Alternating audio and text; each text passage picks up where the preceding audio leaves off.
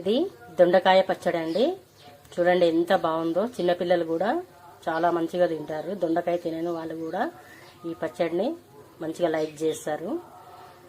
అలాగే పిల్లలైనా పెద్దవాళ్ళైనా అందరూ తినవచ్చు. ఎలాంటి సైడ్ ఎఫెక్ట్ ఉండదు. చాలా టేస్ట్గా కూడా ఉంటుంది. ఇది రైస్లో తినొచ్చు, అలాగే రోటీస్ చపాతీలో కూడా తినొచ్చు. చాలా బాగుంటుంది. మీకు నచ్చితే మీరు కూడా ట్రై చేయండి. అలాగే మన ఛానల్ని సబ్స్క్రైబ్ చేయండి, లైక్ చేయండి, కామెంట్ బాక్స్లో కామెంట్స్ పెట్టండి. ఇప్పుడు మనము ఈ దొండకాయ పచ్చడిని ఎలా తయారు చేసుకోవాలో చూద్దాము.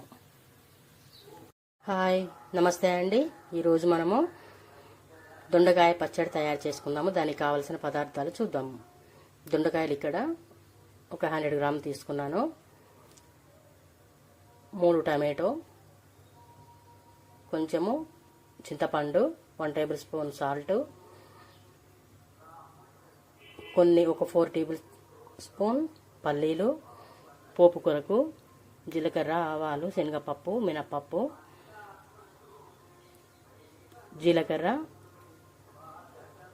ఎల్లిపాయలు, కరివేపాకు, పచ్చిమిర్చి. ముందుగా స్టవ్ ఆన్ చేసుకొని ఈ పల్లీలు కొంచెం రోస్ట్ చేసుకుందాము. లైట్గా బ్రౌన్ కలర్ వచ్చే వరకు రోస్ట్ చేసుకుందాం. ఇలా లైట్గా రోస్ట్ చేసుకున్న తర్వాత ఈ దొండకాయలను సన్నగా కట్ చేసుకుందాం. పల్లీలు చూడండి మంచిగా బ్రౌన్ కలర్ వచ్చాయి కదా. ఇప్పుడు మనము ఒక ప్లేట్లో సర్వ్ చేసుకొని మళ్ళీ ఇదే పాన్ పెట్టుకొని మనము దొండకాయలు కట్ చేసాం కదా, ఈ దొండకాయలు వేసేద్దాం. వేసి బాగా మగ్గనిద్దాం. కొంచెం ఒక 1-2 టేబుల్ స్పూన్స్ ఆయిల్ వేసి మంచిగా మగ్గనిద్దాము. ఆయిల్ వేసి మొత్తం ఇలాగా కలియపెట్టుకున్నాము కదా. కలియపెట్టుకున్న తర్వాత ఈ మూత పెట్టేసి ఒక 5 మినిట్స్ మంచిగా మగ్గనిద్దాము. అంతవరకు మనము ఈ టమాటోస్ కూడా కట్ చేసుకుందాం. ఇప్పుడు ఒకసారి మూత తీసి చూద్దాము. కొంచెం లైట్గా బ్రౌన్ కలర్ వచ్చాయి కదా, మగ్గినాయి కదా. ఇప్పుడు ఈ పచ్చిమిర్చిని కూడా వేసేద్దాం. ఈ టమాటో కూడా వేసేస్తే మంచిగా అవి కూడా మాడకుండా మంచిగా మగ్గుతాయి. ఎప్పుడైనా మాడకుండా మగ్గిన కర్రీ కానీ పచ్చడి కానీ ఏదైనా కూడా చాలా టేస్ట్ వస్తుంది.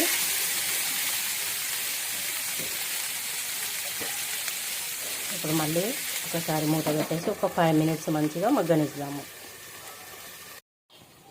ఇప్పుడు ఒకసారి మగ్గిందో లేదో చూద్దాము.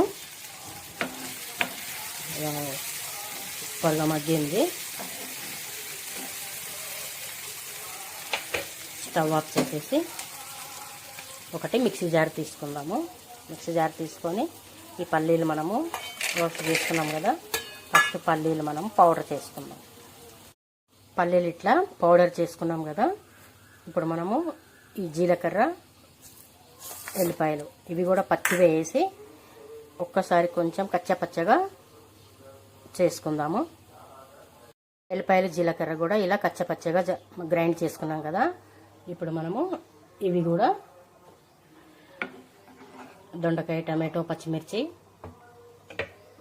మంచిగా ఇలా రోస్ట్ చేసుకున్నాం కదా, ఇవి కూడా వేసి గ్రైండ్ చేసుకుందాం. ఇలా వేసాం కదా. ఇందులో రా సాల్ట్, చింతపండు కూడా వేస్తున్నాను. ఇప్పుడు మనం క్యాప్ పెట్టేసి మంచిగా గ్రైండ్ చేసుకుందాం. చూడండి మొత్తం అన్ని దొండకాయలు అన్నీ ఫ్రై చేసినవన్నీ మంచిగా మనము ఇలా గ్రైండ్ చేసుకున్నాము కదా. ఇలా కచ్చపచ్చగానే చేసుకోవాలి. రోటి పచ్చడిలాగా టేస్ట్ బాగుంటుంది. కానీ స్మూత్గా అయితే మాత్రం అసలు టేస్ట్ బాగుండదు. ఇప్పుడు అన్నీ పులుపు, ఉప్పు అన్నీ మంచిగా సరిపోయినాయి. స్టవ్ ఆన్ చేసుకొని ఒక బౌల్ పెట్టుకున్నాను. బౌల్లో నేను ఆయిల్కి బదులు వెన్న వేసుకున్నాను. వెన్న కొంచెం మెల్ట్ అవుతుంది కదా. మెల్ట్ అయ్యేటప్పుడే మనము పోపు గింజలు వేసుకుందాము. లేకుంటే వెన్న మొత్తం మెల్ట్ అయిన తర్వాత బ్లాక్ కలర్ వస్తుంది. శనగపప్పు, మినపప్పు, ఆవాలు, జీలకర్ర కొంచెం లైట్ బ్రౌన్ కలర్ వచ్చే వరకు ఇలా కలిపెడుతూ ఉందాము.